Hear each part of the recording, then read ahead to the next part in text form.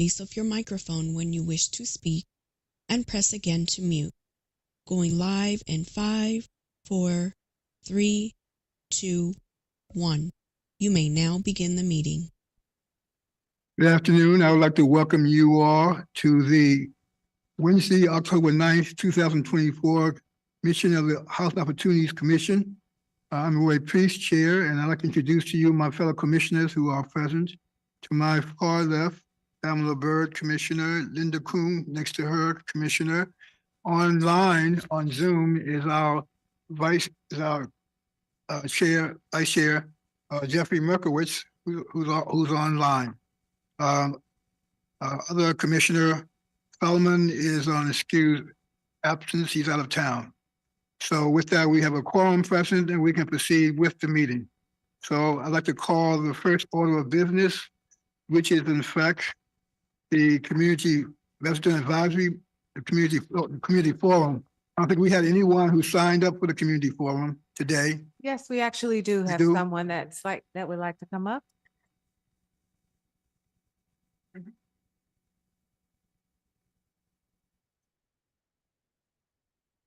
Good afternoon.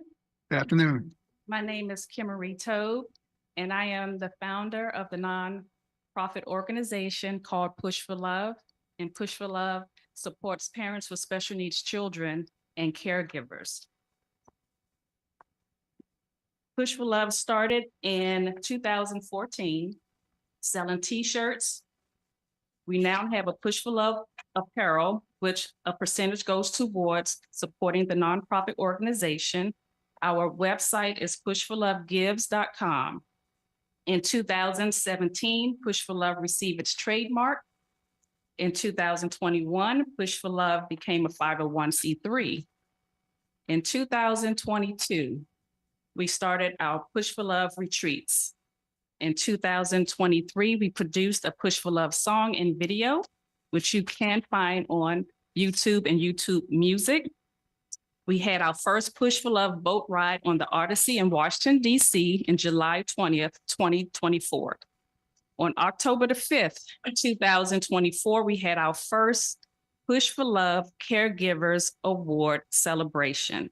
So today I would like to present on October 9th, 2024, present to you, Mr. Priest, the Caregivers, Push for Love Caregivers Award.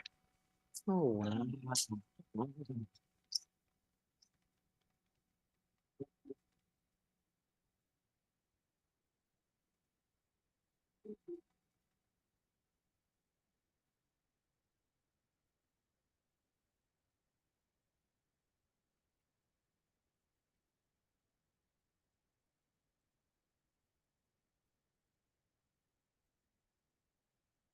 Only thing missing is a little white wine. yes. Thank you very much. That's a very thoughtful Push for Love award to give to us, and thank you very much for your service you give to our community.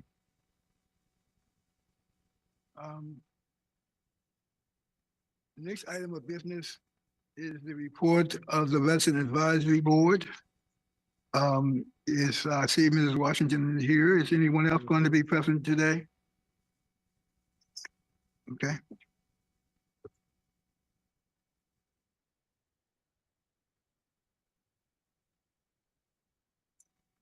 We're glad to see you. Hope you all had a good summer. We have missed you all not being here, but we knew you all were taking a break, and we took a break in August as well.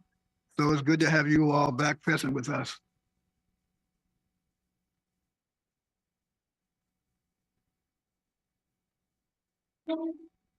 Good evening, everyone. Afternoon. My name's to the Commissioner and President Andrews and staff and all they're here today. My name's Irma Washington. I am President of the Residential Advisory Board. Our President, Vice President Adam could not be here today. But sends his regards. I will be sharing an update and activities of the board for the month of September 2024. The board observed a summer break for the month of July and August, which was really nice. Really needed it and enjoyed it. Thank you so much. And so we kicked off our fiscal year of 2025 season with a meeting on Monday, September 30th at HOC Kensington office. During the meeting, we discussed HOC's 2025 legislative priorities with Mr. Ken Silverman and Mr. Travis McIntosh. Am I right? Thank you. We learned about HOC relationships with other government entities, such as the federal government, state of Maryland, and Montgomery County.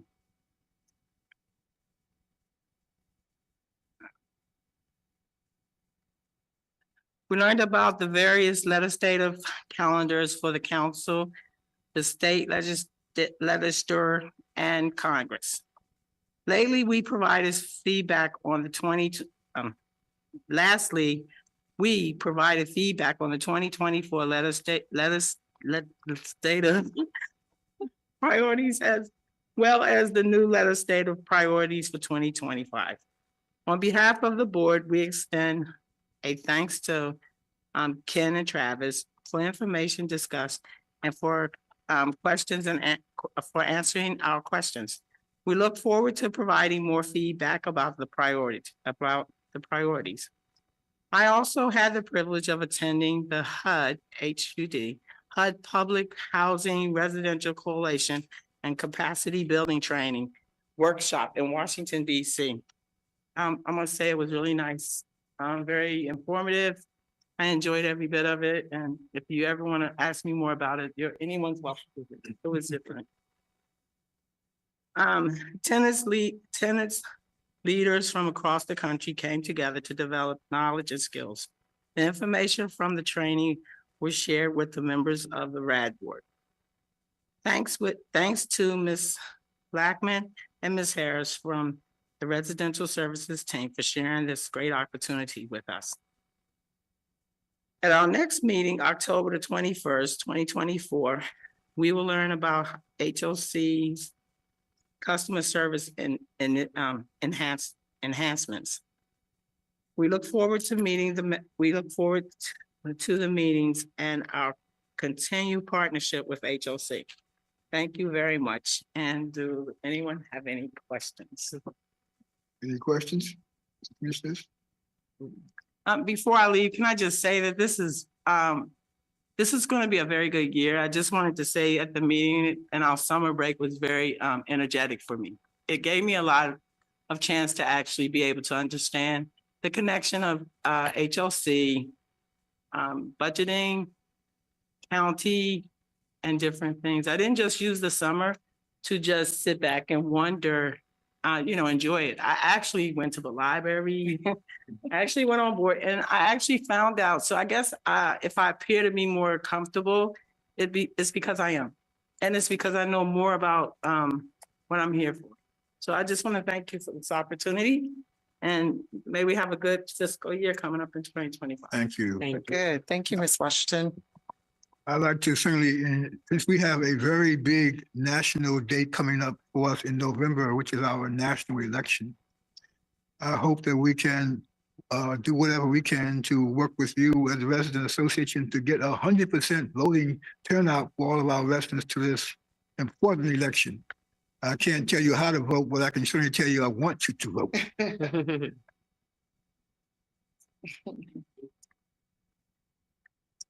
Thank you very much. We'll now proceed with the agenda. The next item will be the report of our president. Thank you, Mr. Chair, members of the commission, members of the public and the HOC team. I'm pleased to share highlights from the month of September. Next slide. Today, we will spotlight a recent initiative, our HOC New Look, New Attitude and Inspire initiatives, as well as a legislative update, highlights from our Resident Services Division, Housing Resource Division, and Real Estate Development activities. Next slide. Really excited about a recent campaign that we launched really in response to the feedback we heard from our clients, our customers, individuals on the waiting list in regards to an opportunity to enhance and improve our customer service experience. We, of course, worked with the commission to develop our strategic plan. One of the main goals is to really enhance the lives we touch, ensure that our core value of treating people with dignity and respect is honored. And we've already started to take steps to turn around our customer service experience and make it better. I will just, of course, put a caveat here. We also will be coming back to the commission with the full strategic plan in terms of implementation, but didn't want to wait on that to get started on something we knew we needed to do right away. And that is to really enhance how we operate on every level. And so if you haven't had a chance, please do go to our website, hocmc.org. It's much more user-friendly. You can quickly get to resources and answers you need, and it's easy to navigate. We launched that along with a campaign, social media campaign, emails, etc., so that everyone could know how to really gain access to information on our website. We also made a shift as it pertains to our telephone line. We had multiple phone numbers initially published for our different customer service centers. That caused a lot of confusion, people calling different places. We've now centralized the line. As you can see on the screen, 240-627-9400 is our line that all customers can call. The other lines will still feed into this call, so we didn't disconnect them, but we now have one clear way for customers to get in touch with us. And we've had a lot of other enhancements technology-wise, information sharing.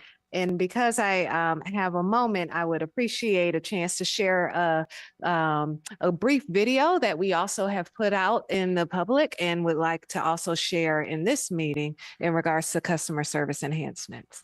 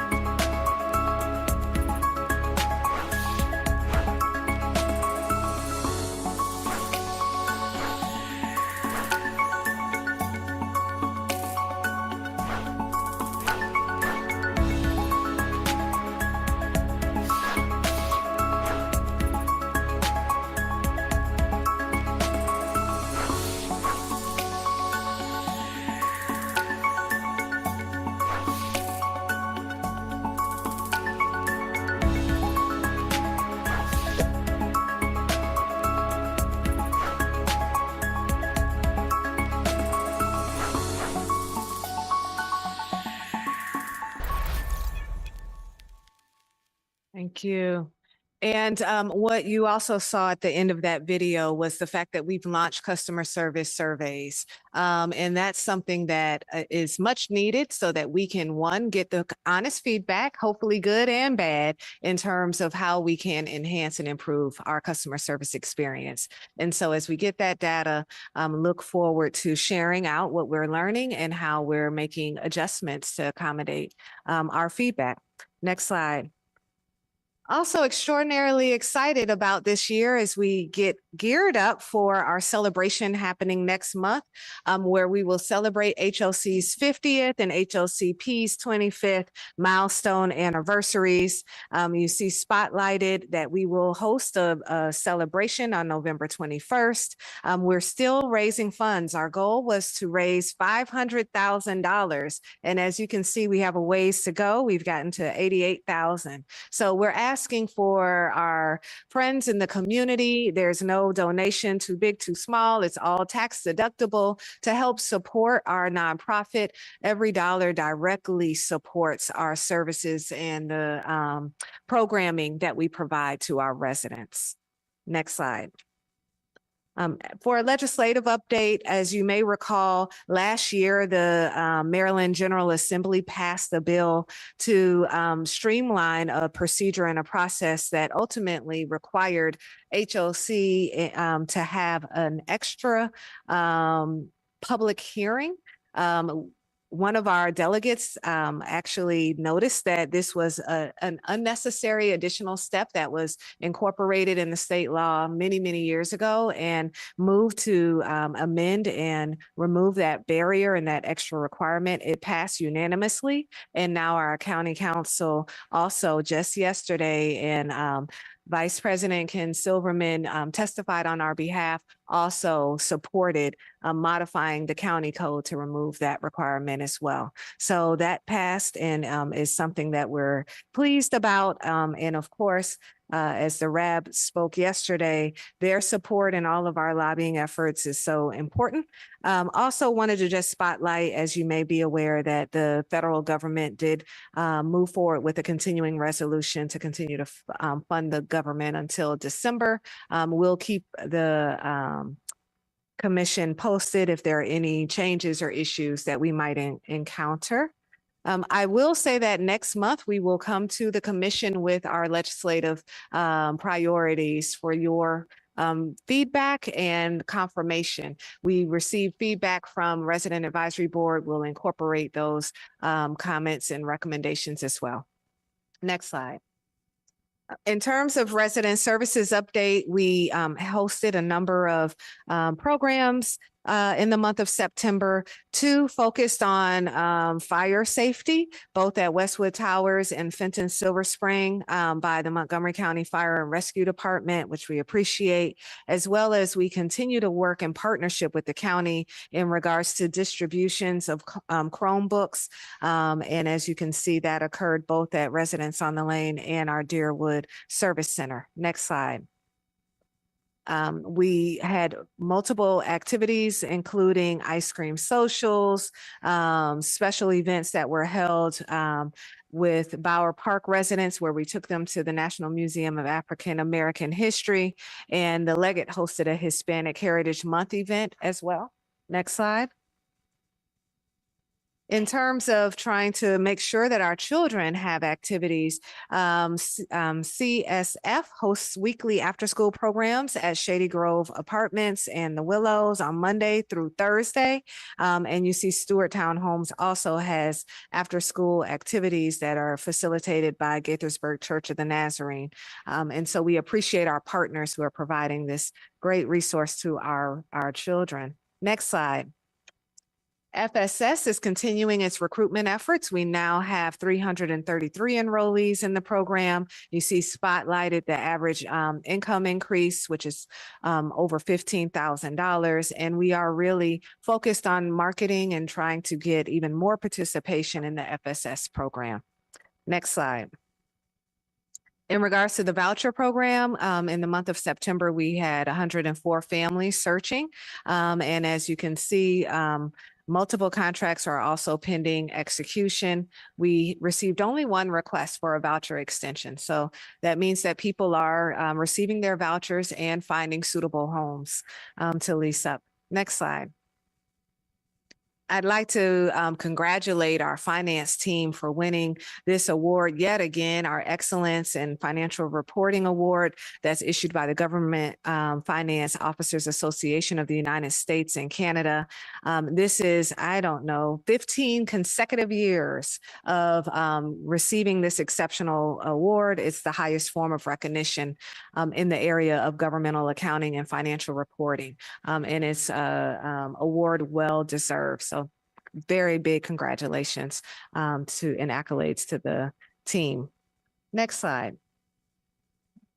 We also had a wonderful groundbreaking for our Hillendale Gateway, Radia, and Lumina development that occurred. As you can see, we had great turnout. The Lieutenant Governor and County Executive, many other officials, state, local, came to celebrate us and be a part of this milestone moment for East County.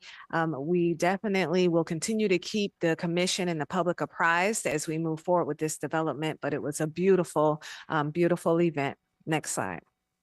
With that, I conclude my remarks and open for any questions or comments. I would certainly note that there was really a great deal of media announcing the Hillendale development and what was happening there. And I had friends from several places, even as far as California, who called me about it. And so it's got a lot of good press. And so we're very pleased with the way that turned out. It happened to be a beautiful day, too. So that was really great. Any other questions? Thank you very much. We will now move Commissioners Exchange. Is there anything commissioners want to share about this? Commissioner Boones? Yes. Good evening, fellow commissioners, President Andrews, staff, and listeners. I had the pleasure to have attended the 2024 NARA National Conference and Exhibits, September the 25th through the 28th. During my time there, I attended several sessions and panels, but I really enjoyed the NARA's professional development, adapting to changing needs for lessons learned. It's under HUD, it's under FSS program. I also had a chance to visit many exhibits, and I met a lot of vendors. President Chelsea Andrews, along with our HOC staff, had an opportunity to sit on a panel for the mixed income public development, local approaches to publicly owned housing. It was a great feeling to see our housing board represent us so well. These seminar sessions were quite informative, and I was very happy to have attended. Thank you. Thank you very much. We happen to note you also reported last meeting about another trip you took. We have a traveling commissioner now. No, So that's back great. in school. Great. Anything else? Thank you very much. And we'll then move forward with the agenda.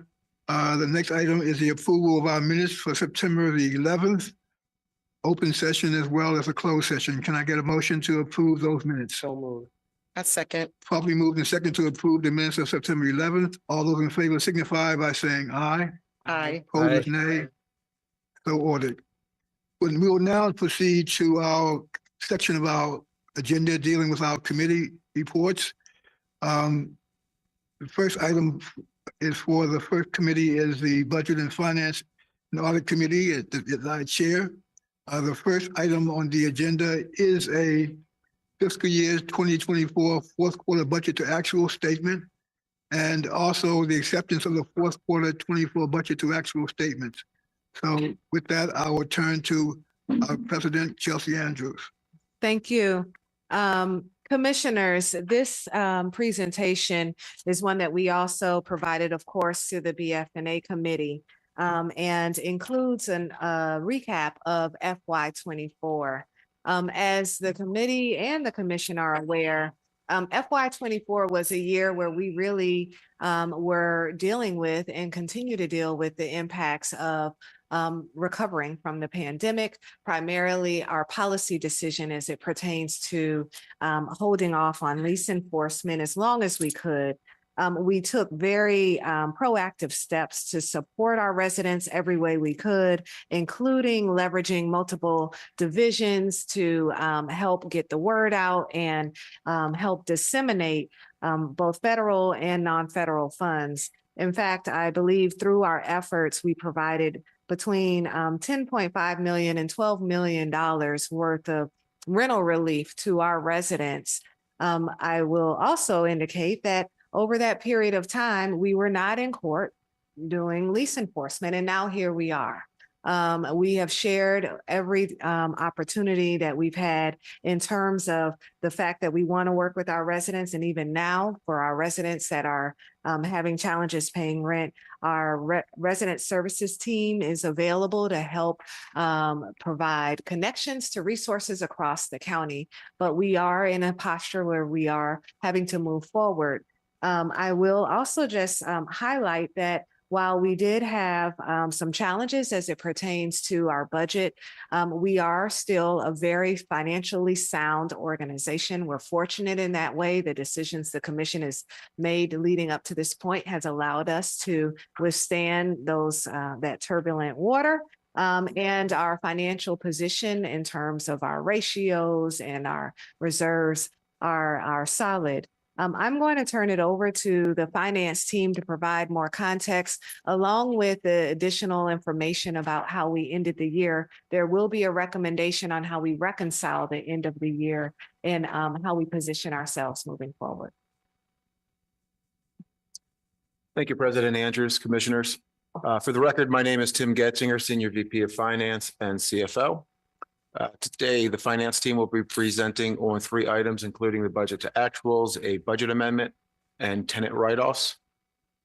A common theme in these presentations is the importance of our progress in expeditious lease enforcement, as President Andrews just touched on. This is again illustrated in the write-off packet, which reports a notable decrease in tenant write-offs, most of which relates to our property management division's success with lease enforcement. Total write-offs for the year were nearly 1.4 million. This is up over $1 million each over the last 2 years. However, this quarter, the write-offs declined. Lease enforcement has been effective, and we will continue to closely monitor its impact. We are cautiously optimistic that after another 2 to 3 quarters, lease enforcement will normalize. In terms of our financial position, HOC's financial health remains stable. The agency ended the year with a $2.1 billion in total assets, which is an increase of over $106 million, and ended with a modest increase in net position of $222,000. Again, as President Andrews noted, current and quick ratios are slightly down from the beginning of the fiscal year. However, they are both healthy and sit at about 3.5 to 1 and 3 to 1 respectively. HAP utilization is nearly identical as it was at the start of the fiscal year, or at about 96%. Tenant arrearages continue to be an issue, and we're up $4 million for the year. However, the bright side is that the increase in this quarter was only $400,000. And after adjusting for the emergency rental assistance receipts, which again was 10.5 million, 12 million in total, this is the smallest increase for any quarter by a wide margin over the last 2 years. Reserves, including the general fund operating and property reserves, are stable.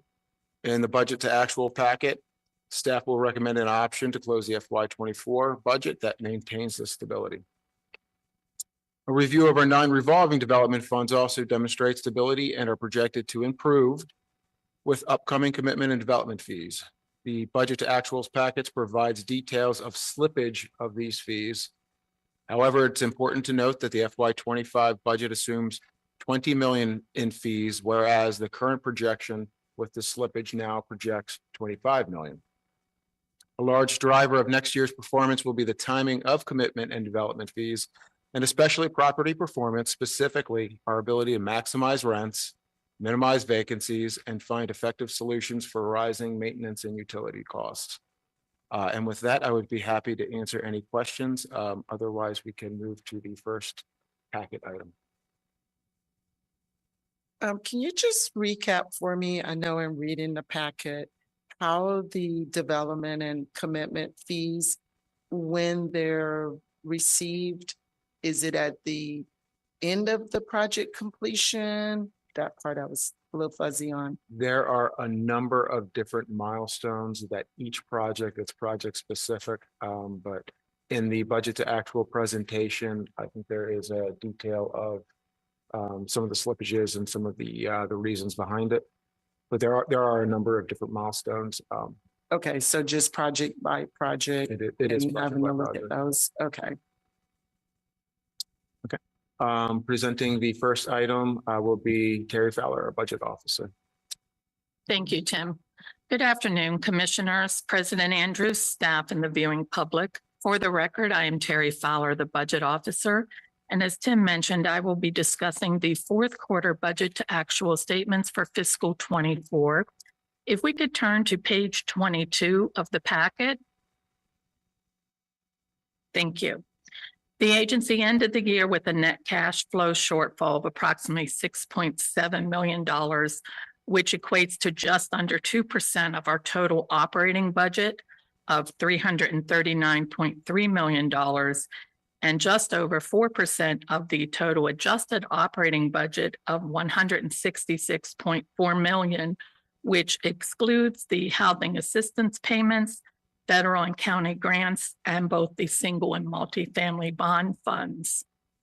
The primary causes were lower unrestricted cash flow in some of our opportunity housing properties as a result of property performance, coupled with lower fee income in the general fund that was partially offset by savings and various expenses in that fund. The general fund consists of the basic overhead costs for the agency, and this fund ended the period with a deficit of approximately $1.3 million, which resulted in a positive variance of $1.6 million when compared to the original projected deficit of just under $3 million. At June 30, the general fund income was $5.4 million lower than budget, and expenses were $7.1 million lower than budget. As has been mentioned previously, the primary reason for the lower income is the timing and size of development and commitment fees. Additionally, to answer your question, Commissioner Byrd, commitment fees also are one-time in nature. They come typically at the beginning of the deal or when it's permanently financed. So it's an all or nothing. The timing occurs, you'll get the fee at that time. If not, it'll shift to when the project is going to go. And with the development fees, as Tim mentioned, there are different thresholds specifically related to our tax credit deals. Those are earned over the life of the deal. You get a portion when the deal starts, you get it at completion, stabilization, and finally when the 8609s are filed at the end. And so that's several things that have to occur to receive all those fees. Of the $3.9 million that was expected in the general fund that has not been received, just over $2 million is anticipated to occur in fiscal 25. As mentioned, with the income, the fees were the largest variance. We also had lower draws from the Opportunity Housing Fund, which funds our real estate staff and some pre-development costs. On the expense side in the general fund, primarily the savings was in salary and benefit lapse due to turnover, coupled with savings in professional and consulting services, computer software, utilities, maintenance supplies and contracts, as well as savings in capital projects. And that is an expense savings because a portion of those are funded from income in the operating budget. In addition, when the FY24 budget was adopted, it was believed that we would have a surplus. And since we did not develop that surplus, we did not make a contribution to the general fund operating reserve, which also reduced the expenses in the general fund. Moving into the bond funds, these are the administrative cost of the funds, and we draw proceeds from the bonds. When we have savings in a particular year, as you see here, the multifamily had approximately $340,000 in expense savings, primarily from salary and benefits, and some savings in legal and financial. And the single family have just under $370,000 due to those same expense savings. The proceeds that were drawn for those are going to be reflected in the budget amendment we're bringing to you next, because we will take the monies that have already been drawn, use them to the fiscal 25 operating expenses, thus reducing the needed draw from the funds for 25. If we move into our properties on the next slide in our packet, page 23, the top section represents the unrestricted properties and the bottom is the restricted properties. Our property performance was affected primarily from 4 areas, which was our vacancy at the sites, the rents collected, our maintenance expense, and our bad debt expense. At the June 2024 meeting, we apprised the Commission of the initiatives undertaken and in the investments that have been made to reverse the adverse operating trends brought on by COVID-19 at our properties. And we are slowly emerging from that, as Tim mentioned. We are looking at another 2 to 3 quarters. One of the things that happens as this lease enforcement occurs is we get units back. And so it will temporarily increase the vacancy at that point, but then we can get their units ready to lease and generate income on those units again. During the fourth quarter, the lease enforcement that continued with approximately 154 evictions that were in process for HOC managed properties and several hundred more for our third-party managed properties, which had tenants of excess of $2,000 in arrearages. During that time, we gained access to 84 units that could be made ready. If you look at the development properties at the top, you'll see that the group ended with net cash flow of $2.9 million. That was $4.2 million less than projected. Some of the other items that have affected this was our utility costs. And it is worth noting that our maintenance team completed an analysis of our water usage at 14 properties, looking at a 2-year back look, and they identified savings of $193,000 that will be refunded, and they are taking that to other sites. Based on this savings, it looks to generate approximately $36,000 a month or approximately $432,000 annually in savings in water. The bottom portion of this slide is the restricted properties, and you can see that this group had cash flow negative of 1.76 million, which was 1.54 million more than projected. Primarily, this is due to the RAD 6, which had a $1.7 million deficit at year end.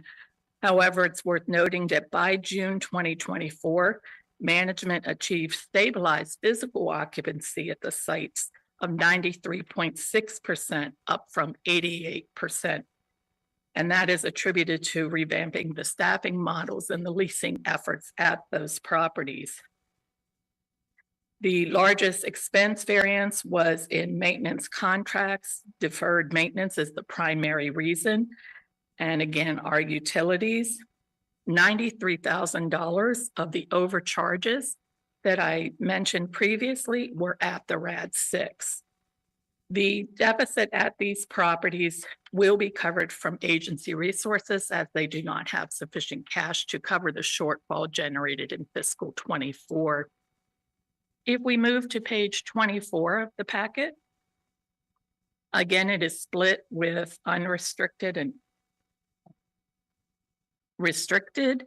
The top group, if we could go down to the bottom, generated cash flow of $14,000, which was 3.8 million lower for the same reasons we have mentioned previously.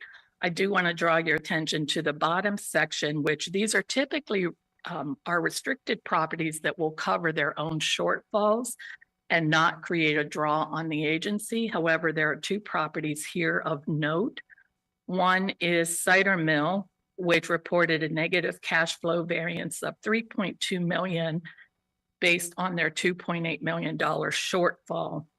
The shortfall, again, will have to be covered by agency operations as the property does not have cash. However, they have made improvements at the site in occupancy, and the lease enforcement is expected to improve the performance there.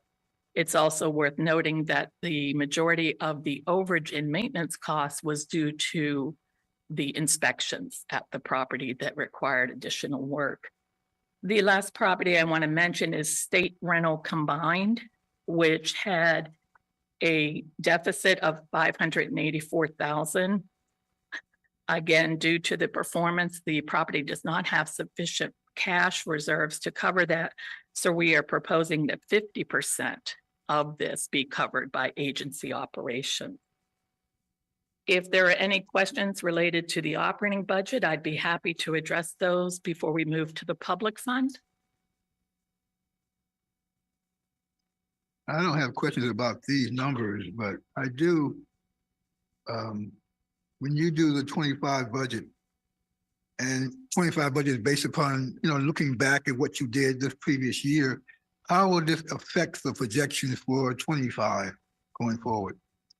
So the fiscal 25 budget, as you may remember, was in development when we were coming to the close of fiscal 24. So before it was brought in June, we had a pretty good picture of where 24 was going to stand out. And staff has made efforts to improve the performance. Again, though, one of the things that is affecting our properties is the lease informant and how that moves through. So we are still projecting a deficit in fiscal 25, not to the level you are seeing here. But we do still see that as a period of time in which we're still moving out of the effects that we've been experiencing.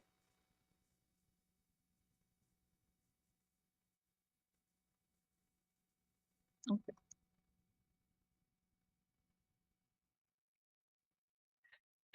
One of the things Tim just reminded me, though, is I've mentioned some of the improved performance that we did experience towards the end of the year.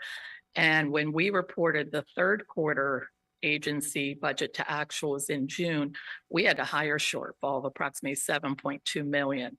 So we did have improved performance showing the trend moving in the right direction, and that came down about $500,000 by year end. Thank you, Tim. If we move to page 25 of the packet, this represents the federal funds that we receive for the Housing Choice Voucher Program. Overall, there was a surplus of approximately $1.9 million, which is comprised of an administrative surplus of $2.2 million that was partially offset by housing assistance payment expenses that exceeded the revenue received in the year by $293,000. That shortfall is covered by a draw from the reserves or the net restricted position, which represents HAP revenue received in prior years, but not yet expended. The administrative surplus was the result of higher than anticipated administrative fee income, coupled with savings in the expenses, largely due to staff turnover. One of the key factors that affected the higher administrative fee income was that the proration factor reached an all-time high of 97.38% compared to the budget of 89.5%. This, coupled with the increased utilization achieved during the year and 2 new programs for stability and homeless vouchers, increased that revenue. If we move to page 26 of the packet, this is a list of our capital improvements in the general fund and each of our opportunity housing properties.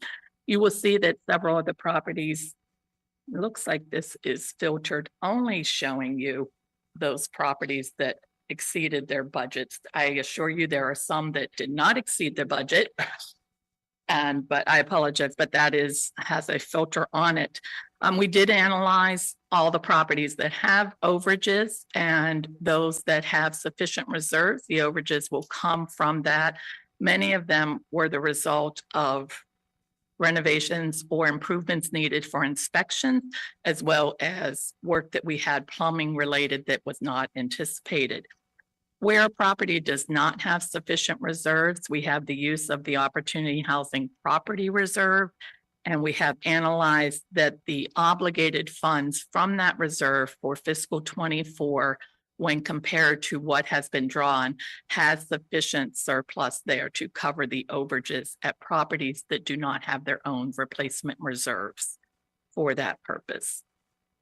This concludes the presentation of the performance. Before I move forward with the recommendation for balancing the fiscal 24 performance, are there any additional questions? Yes, can you just elaborate when you're talking about staff turnover, what that encompasses for me again? So usually when someone vacates a position, there is a period of lapse in refilling the position. And so you have salary and benefits that were budgeted for that position that are not being paid out.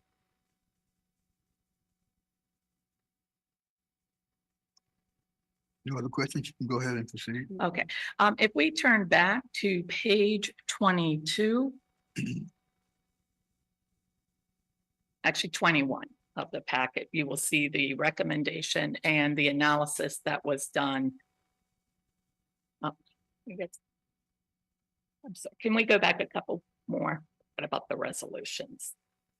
So as explained in this memo, we do have the $6.7 million shortfall. We've gone into the reasons why. Many times we come to you with a shortfall and recommend that we use the general fund operating reserve to cover that. But with the size of this shortfall and the real importance of maintaining sufficient reserves, it helps us in our bond rating. It is there for operational viability. And so we have worked very hard in increasing that reserve over the last 5 years from $4 million to $10.9 million. And so an analysis was done similar to what we did last year. We came to you and identified other reserves or other sources of funds that could be used to shore up that reserve and or cover shortfalls.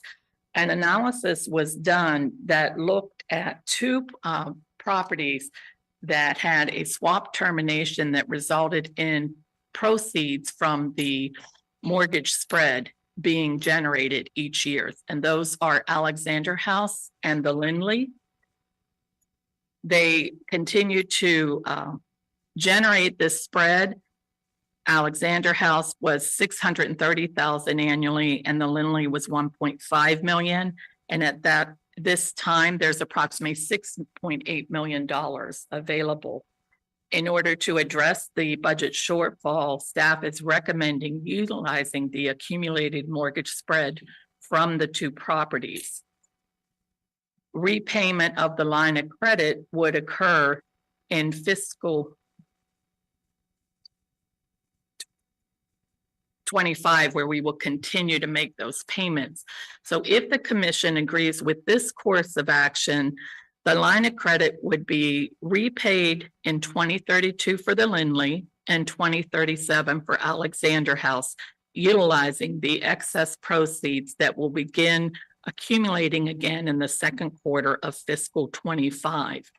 If the commission does not wish to utilize these resources, we would need to use the general fund operating reserve to cover the $6.7 million shortfall.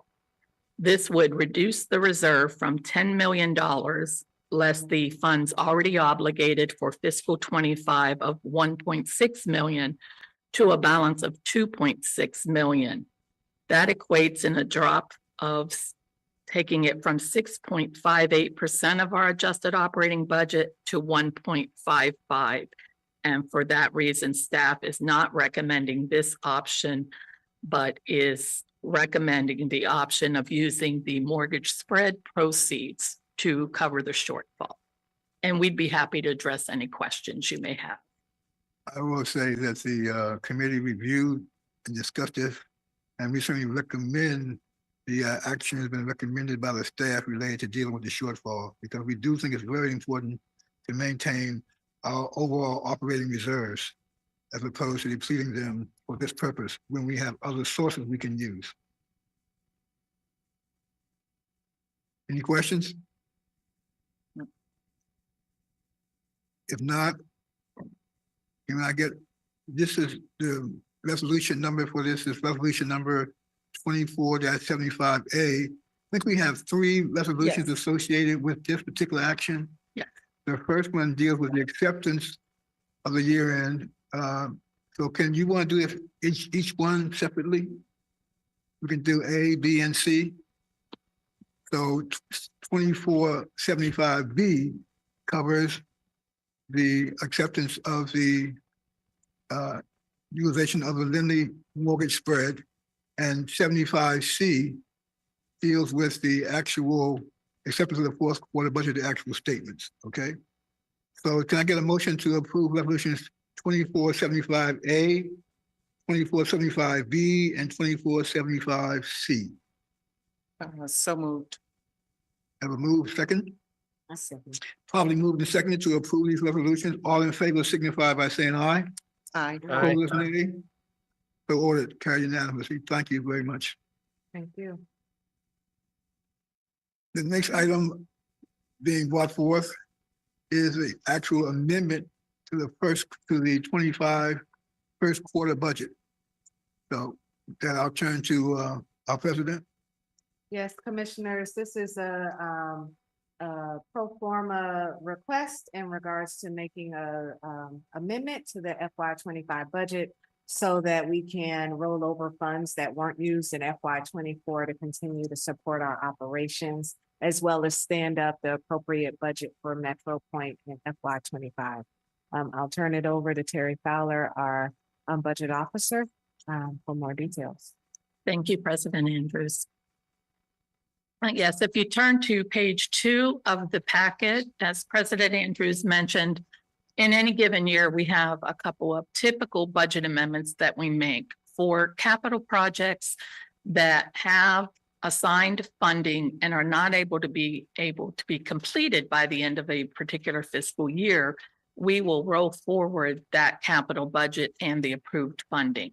So you see that we are rolling forward funds in the general fund for work at our East Deer Park office, as well as for the IT budget for standing up our budget and procurement systems. I mentioned previously in the bond funds that any savings in expenses that resulted in a balance of the proceeds drawn will be used for the following year. So this recognizes carrying forward $340,000 of the multifamily draw and $370,000 of the single family draw to use towards fiscal 25 operations, and that will reduce the draws needed for this current fiscal year. President Andrews also mentioned that this budget amendment will stand up a budget for the Metro Point affordable units. At the end of June, all final approvals were received to take the Metro Point Limited Partnership and now operate it in Opportunity Housing with continued affordability pursuant to the extended use covenant. This is going to increase revenues by $891,000 and expenses by $809,000, resulting in unrestricted cash flow to the agency of approximately $82,000. And this establishes the budget for the fiscal year for the 53 affordable units at Metro Point. And then corresponding to the funds that we carried forward for the general fund, you see again the capital improvements. In addition to the general fund, we had 3 projects in Opportunity Housing that had work that was not completed in fiscal 24, specifically Metro Point Development Corporation, Pooks Hill High Rise, and Strathmore Court. And finally, the establishment of the capital budget for the Metro Point affordable units. The net budget impact of this fiscal 25 first quarter budget amendment is the surplus of approximately $82,000 generated by the unrestricted cash flow of the Metro Point affordable units. When the FY 25 adopted budget was approved, it had a projected draw of $1.6 million from the general fund operating reserve to balance the budget. Staff recommends that the anticipated draw be decreased by the $82,000 in order to maintain a balanced budget. The operating budget for fiscal 25 will increase from $349.57 million to $350.72 million, an increase of approximately $1.1 million. The capital budget for HOC will increase from $370.3 million to $371.4 million, which represents an increase of approximately $1.1 million. Approval by the commission of this will revise the budget to reflect an act plan for the use of the agency resources. And I'd be happy to address any questions you may have. Are there any questions?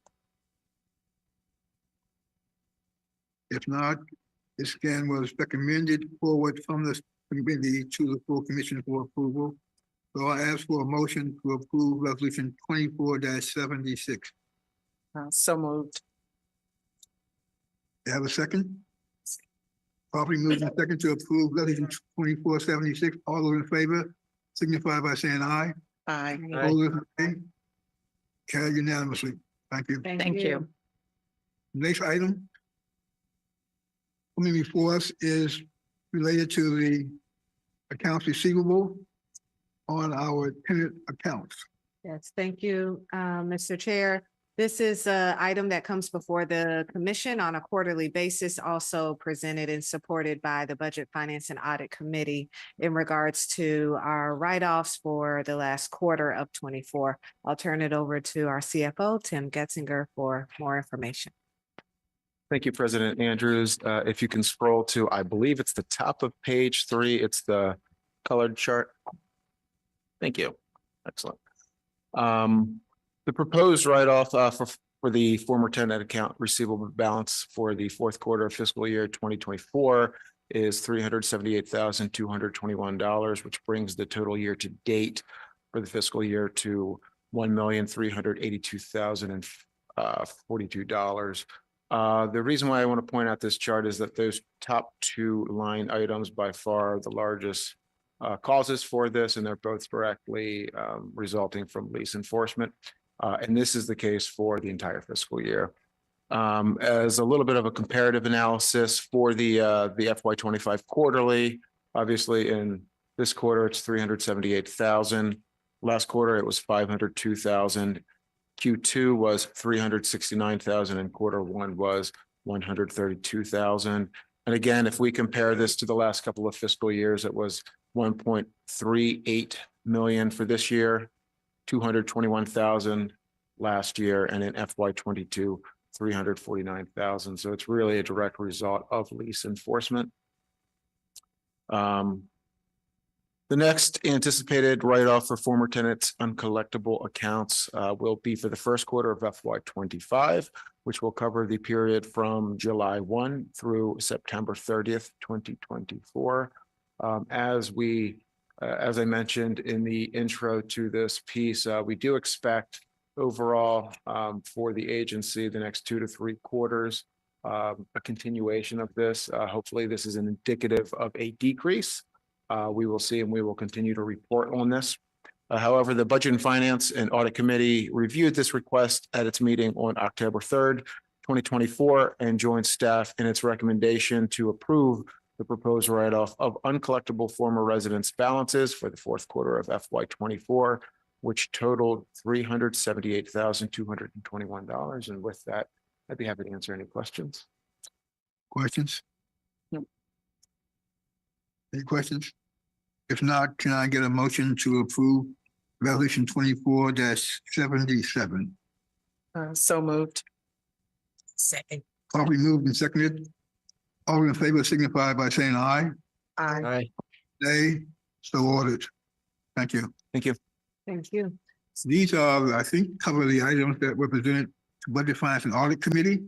And we will now turn to our Development and Finance Committee, which is chaired by Commissioner Merkowitz. Thank you, Chair Priest. The first item on our agenda has to do with the pre-development budget for our project at Garnkirk Farms. I will turn it over to President Andrews. Thank you. Commissioners, we continue to advance the development at Garnkirk Farms. This is our property out in Clarksburg. And what you have before you is a request to increase our pre-development budget so that we can, and funding to $2.1 million of additional funding so that we can continue our work there. We've outlined in the presentation what that entails, but most importantly, we want to make sure that this is an active site so that we are able to maintain our permits at this site and continue to stay on track. I will turn it over to the real estate team, Gio Cavalazzi, for this presentation. Thank you, President Andrews. Gio Cavalazzi, Real Estate Development.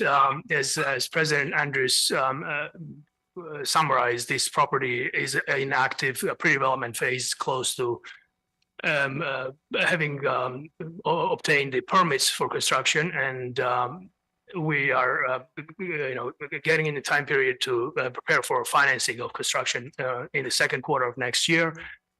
This development was brought to the commission back in 2021. It's a ground lease-based development with Duffy Companies as the landholder. It's a 184 unit development with relatively heavy weight devoted to 2 and 3 bedroom family sized units. And so the commission approved the ground lease in September of 2021 and approved the initial pre-development funding of $5.3 million at that time. As President Andrews mentions, they mentioned the entitlement is fully completed. Site permits have been obtained. Utility permits have been obtained. Building and garage construction permits are in progress and are expected in October or November of this year. And so we are requesting additional funding approval. If you could flip to page 4 of the packet. Shows the summary of the previous funding and the new request. Previous funding is 5.3 million in the top table, and we are requesting approval to fund the utility construction work on site, some other site preparation work, additional year of ground lease payments, and related soft costs to bring the project close to the start of vertical construction. So the total, if approved, the total pre-development budget would be $7.4 million. And so we're requesting the authorization to fund this additional $2.1 million pre-development funding from HOC's real estate line of credit, PNC line of credit. Any questions? Are there any Any questions questions? from the commissioners? Oh, go ahead. If not, I believe we have 2 resolutions for this recommendation. Resolution 24-78, which is the approval of additional pre-development funding and the pre-development budget. And then resolution 24-79, which is an approval to draw to 2.1 million on the PNC Bank line of credit to pay for the pre-development funding. I will make a motion to approve both resolutions. There's a second. A second. It's been properly moved and seconded to approve resolution 2478 and 2479. All those in favor signify by saying aye. Aye. Opposed with nay. Motion's carried unanimously. Thank you. Thank you. The next item on our agenda is staff is seeking approval of a preliminary development plan for the renovations at Metro Point. President Andrews. Thank you.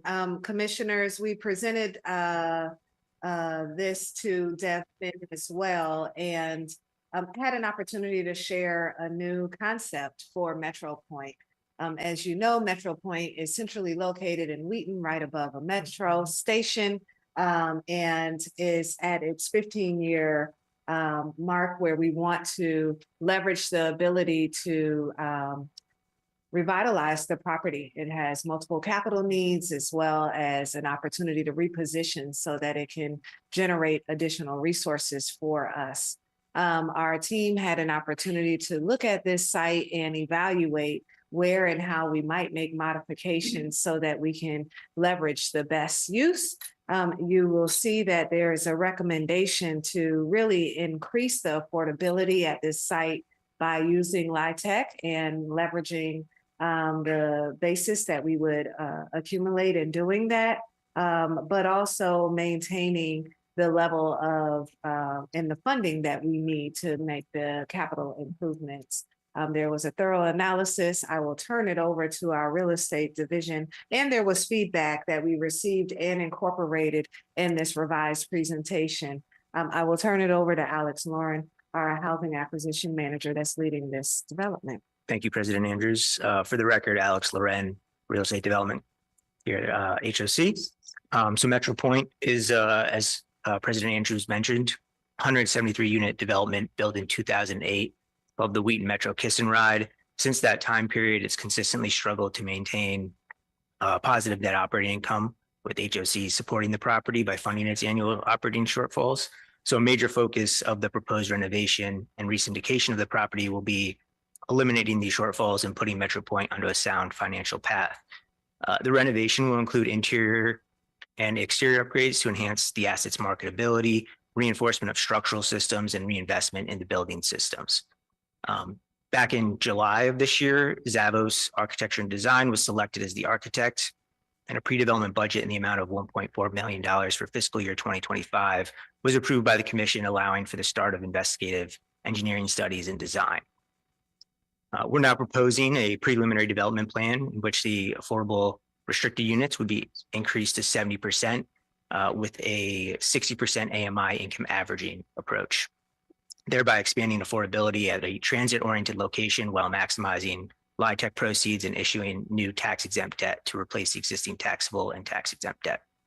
Total costs for the transaction are estimated to be $71.3 million, which we're anticipating to be funded via an FHA risk share mortgage, the 4% LIHTC equity, a seller's note, and renovation escrow balance.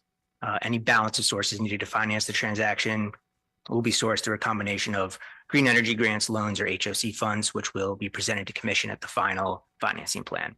A summary of those sources and uses can be found on slide 9. So if we want to skip to slide 6, the proposed renovation scope will improve building systems. So we're targeting a roof replacement and replacement of mechanical, electrical, and plumbing equipment with those that are more energy efficient. And the renovation will also target improvements to the building facade, amenity and common area upgrades, and upgrades to the unit finishes. Slide 7 is illustrative of the current unit mix, with 30% affordable units mixed between 30% and 50% AMI levels. Along with the proposed new unit mix, as President Andrews mentioned, we did take into consideration some of the comments we received at Development and Finance Committee, and attempting to avoid any displacement of our current residents. We have maintained the current level of residents at 30% and 50% AMI with the addition of units at 70% and 80% AMI. How many units do we have in this property? 173 units. 173. Yes. Thank you. So 53 are currently affordable. We are Mhm. proposing we increase that to 120 affordable units. So moving to slide 8, you'll see some images illustrating the quality of finishes existing at Metro Point, as well as some images illustrating the finishes of some comps within the Wheaton submarket. You'll see our current average unrestricted rent or market rent is $214 per square foot relative to those comps that we are illustrating, which are slightly higher. Skip to slide 10, please. So based on the sources available, the construction budget has been set to roughly $10 million or approximately $58,000 per unit. We have targeted the categorical items listed on this slide based on the prescribed budget, and we'll be engaging a construction manager to better assess the cost estimates of the items listed. Slide 11 lays out our anticipated next milestones to be presented before the commission, with our goal of closing on the transaction within this current fiscal year, 2025. That concludes my presentation. I'll take any questions at this time. Are there any questions from the commissioners? So I was trying to understand, this property, we had issues with getting it to 100% leased before. Is that what I heard? Or we've always had a high occupancy rate in this building? Do you know? It has been, I can speak for more recent years, which is that it's been in the mid 90% occupancy. So it has been a high occupancy for the past couple of years. Okay, and what's gonna be some of the advantages of making it more, changing it to more affordable units? Is it just being able to attract more?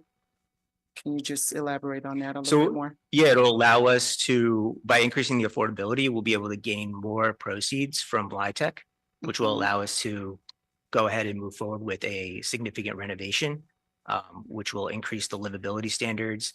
Potentially it will be able to reduce or improve energy efficiency, which will hopefully reduce utility expenses as well.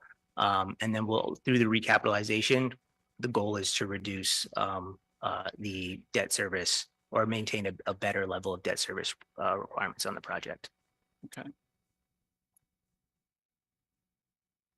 Yeah, I want to express my appreciation to the staff on this for, one might think that the natural solution, when we're facing persistent revenue, negative revenue, negative income for a property is to find a way to raise rents. And I appreciate that the staff has come back with a plan to redevelop this property that not only solves the revenue issue, but also actually increases the affordability of the property. And it's a property that's, in a, it's transit-oriented development. It is, in a area of the county that will be seeing a lot of new development. And so, it's great to see this opportunity here. And if there are no additional questions, I will make a motion to approve Resolution 24-80 and approve the preliminary development plan for Metro Point. I'll second. It's been properly moved and second to approve Resolution 2480. All those in favor signify by saying aye. Aye. Opposed, nay. So ordered. Motion carries unanimously. Thank you. The next item on our agenda is has to do with the Heritage Emery Grove development and some pre-development expenses there. So, Commissioner or President Andrews. Yes, thank you. Commissioners, we continue to advance our great work at Heritage Emery Grove. This particular request is pertaining to the larger parcel, not HOC's parcel, but the larger parcel at the property that we are shepherding through. As conduits on behalf of the county and on behalf of the community, ensuring that the property is repositioned in a way that revitalizes the community. This request is to advance the next step in terms of activating that site pertaining to permits and other work that's needed to move this along. I will turn it over to Jay Shepard to provide more details. Thank you so much, President Andrews. And for the record, I'm Jay Shepard, Housing Acquisition Manager in Real Estate Development. Good afternoon, Commissioners. This request, as President Andrews mentioned, is for our upcoming Heritage Emery Grove redevelopment. It does include a budget update on authorization to draw additional funds from our $150 million RELOC line or real estate line of credit for pre-development activities. And prior to this, the Commission approved feasibility funding to explore and develop the opportunity and obtain a right-of-way abandonment and ZTA for HOC's parcels, the Camp Hill Square and Emery Grove Village, and begin the process of transferring the county-owned parcels, which are outlined here on this map under parcels 6 and 7. To entitle and move forward, the entire area requires rezoning or some type of master planning effort. And so HOC is acting in that capacity as the master developer for now of the overall concept redevelopment plan. Staff are requesting a budget increase from $422,500 to $1,721,500, and that includes $1.299 million of additional pre-development funding. It'll allow for activities including land planning, civil engineering, concept architecture, legal, marketing, and outreach campaigns for that larger master plan implementation. And the source of the funds is the RELOC, as we mentioned, and that's carried, the interest will be carried with the funds that are being drawn for a term not to exceed 60 months. And payback is occurring at either closing on the property dispositions or closing of construction financing, which would occur at the first phase of any redevelopment project. So page 4 and 5, page 4 actually outlines the various parcels again, and page 5 provides a little history of each of those parcels in relation to the vision that has really grown to become Heritage Emery Grove. And with that, I'll stop. And if you have any questions, happy to answer those. Yeah, I think this is just a significant project for the county. And also a great example of partnership building and implementation that we've done working with the county in terms of transfer of land. We acting as developer with the church in Emery Grove. And I'm glad to see we are advancing this project. Do we have an estimated completion date at this time of anything? Or are we still too far out with all this pre-work? We have a very good handle on the Camp Hill Square Emery Grove parcels. Those are starting entitlement because the right-of-way abandonment section has for the most part come to a conclusion there. And so that's a 18 to 24 month process to get through. Part of the larger site includes Pepper Ridge, which we're going to move that forward also basically on the same timeline. And then the church parcels are actually working in conjunction in tandem, but on their own in some regard. And so they're also starting on that same process. So a timeline, larger timeline is you know, through that entitlement phase is probably 2 years, and then construction would begin on those 3 sites subsequent to that. And then the larger master plan for the county parcel, that was parcel 6, has a little bit longer time frame as we take it through. What's the best path to take it through to get the end use and lots that we're looking for? Okay, thank you. Do we still have residents in in Camp Hill? Yes, we do. How many? There are about 40 occupied units. 40? Mhm.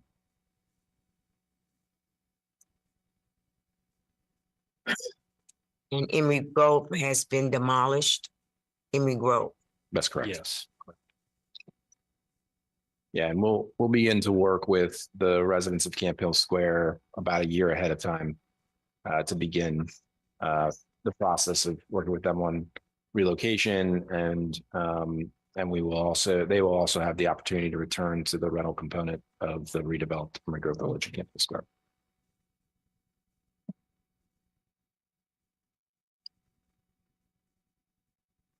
I have a question on the resolutions. So it appears there are 2 resolutions for us to approve.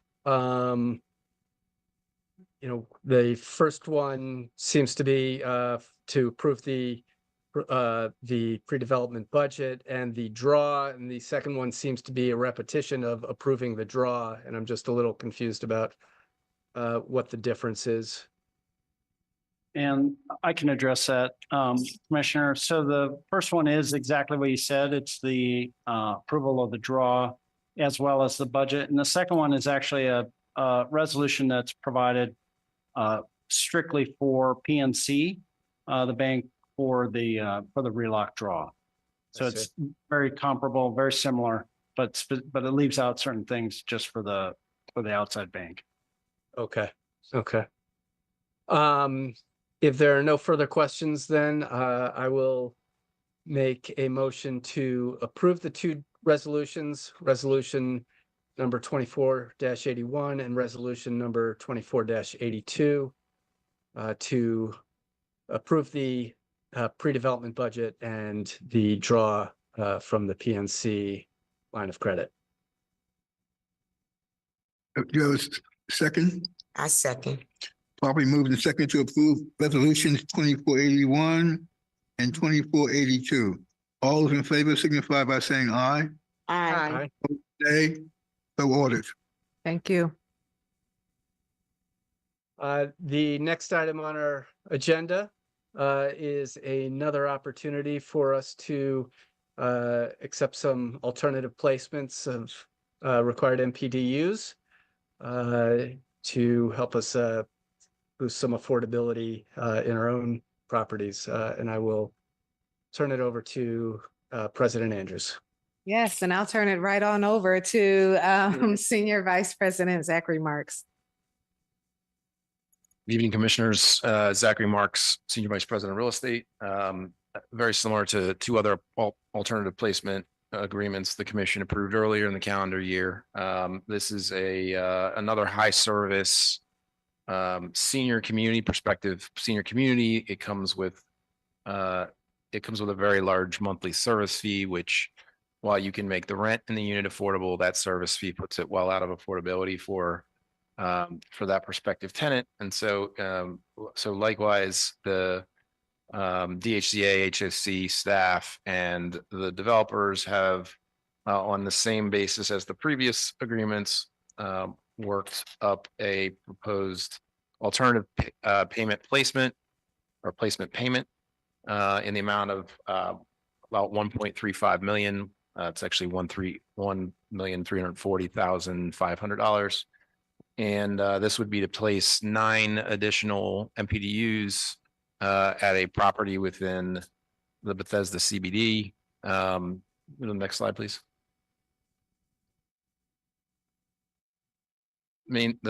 Really the two main things to note here are that one, while the property is 145 units, because many of them are assisted living and do not have kitchen facilities, those are exempt from the MPD program. So the grid on the right, the table on the right, shows the 59 units that are covered by the MPD program, and the 9, and thus the 9 required MPDUs. Also that there's that $10,000 per month service fee, and that this property is located in the Potomac planning area, and it is well outside. It's fairly far out in the low density area of Potomac. Next slide, please.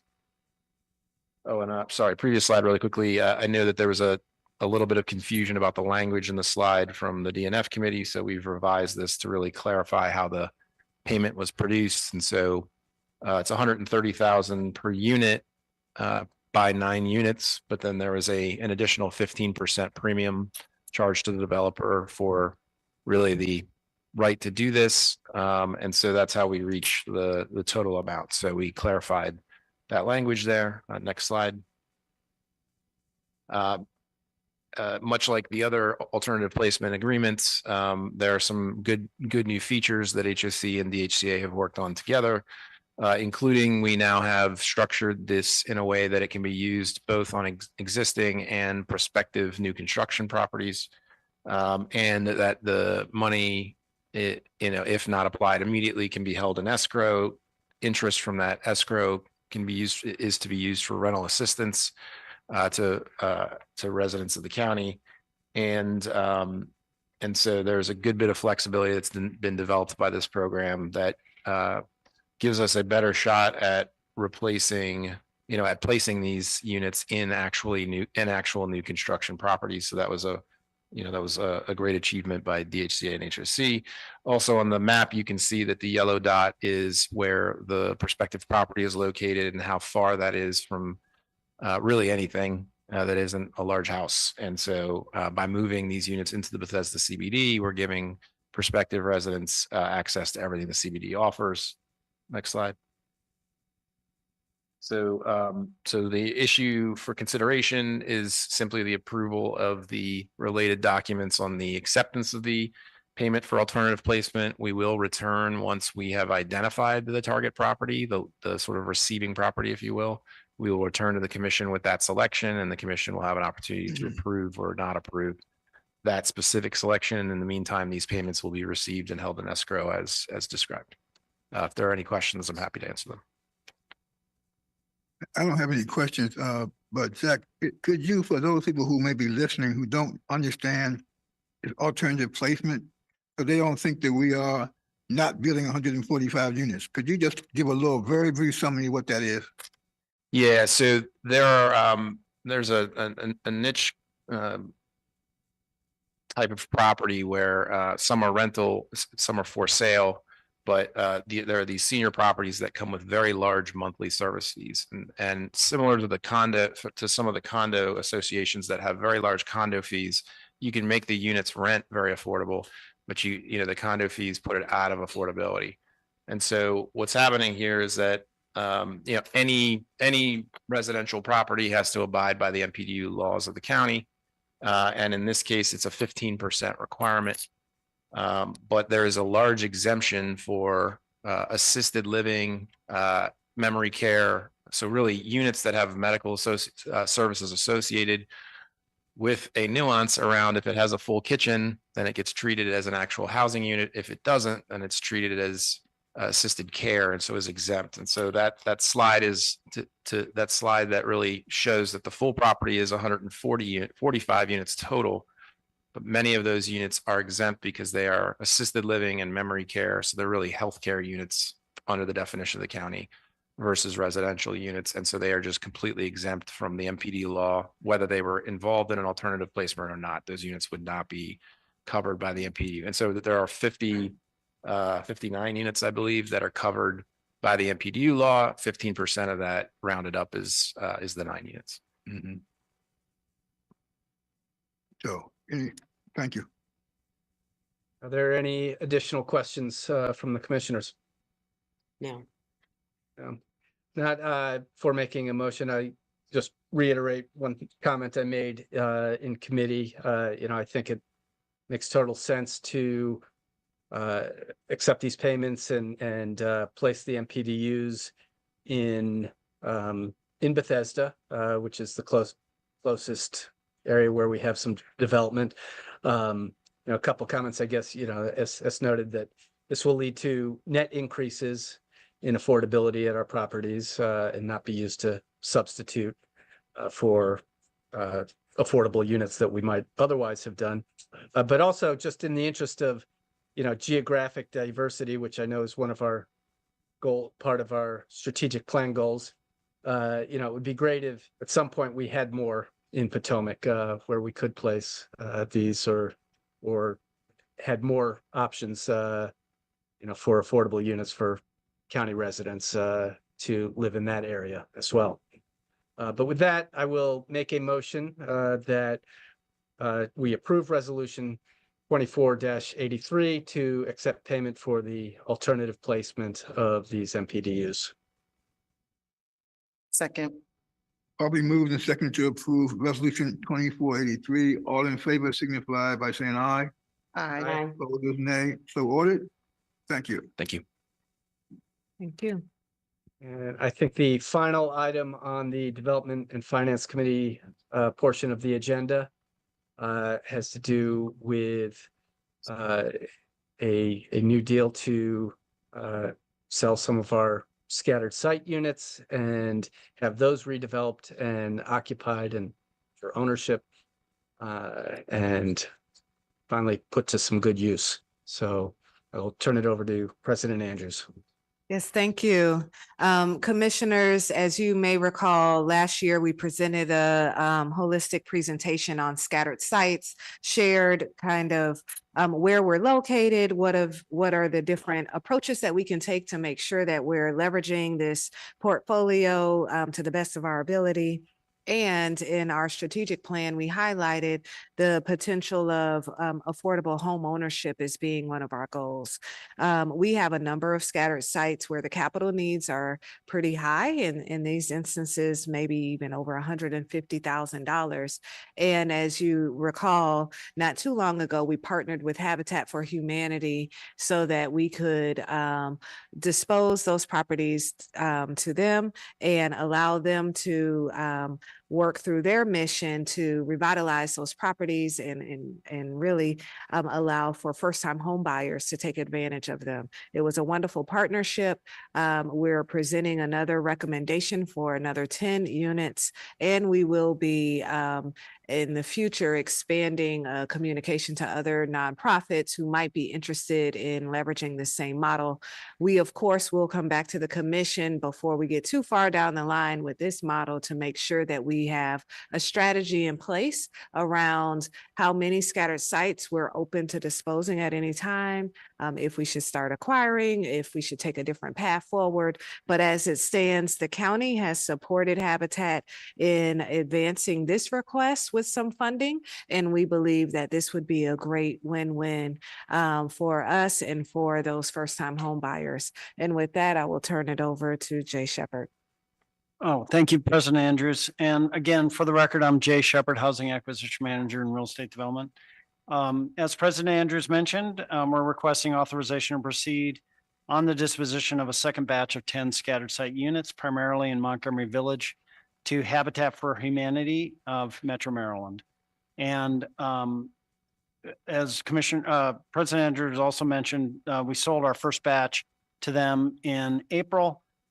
And this is going to be for the exact same terms. Habitat converts these rental units to home ownership after significant capital investment and securing sweat equity buyers in the 35% to 63% AMI range, or area medium income range. Habitat does this while retaining long-term legal and financial mechanisms to ensure there's no incentive there for quick flips. Of the first 10 that's sold, Habitat has already matched 2 income eligible homeowner candidates with their homes. The homeowner candidates are currently working on their sweat equity contribution, and they've initiated demolition rehabilitation work on the remaining 8 homes that were in that batch.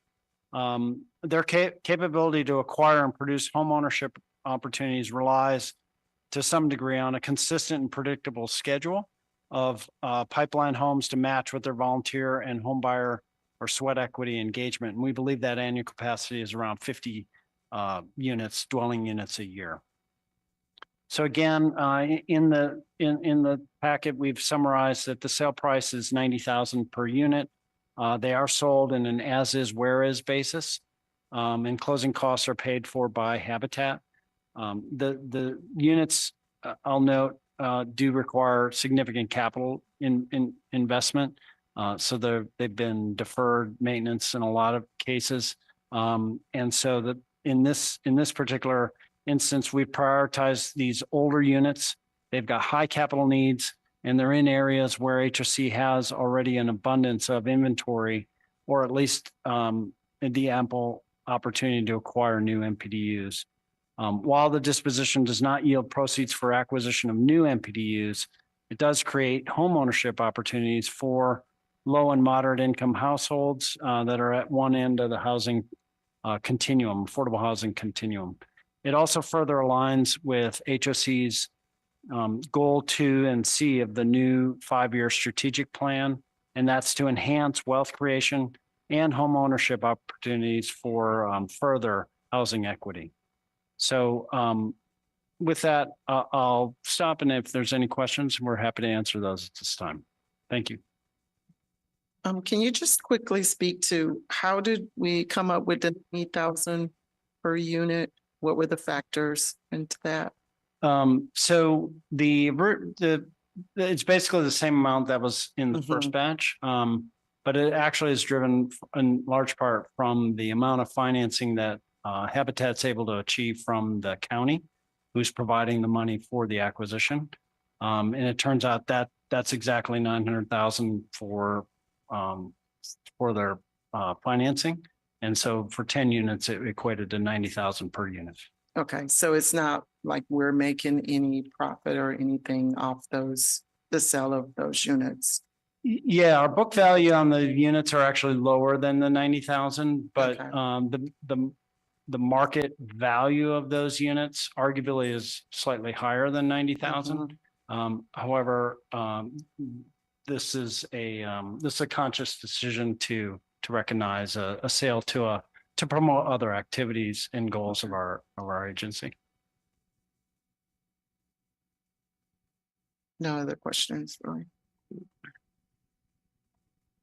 If there are no other questions, I will make a motion to approve resolution 24-84 to authorize entering into a purchase and sale agreement with Habitat for the disposition of these 10 scattered site units.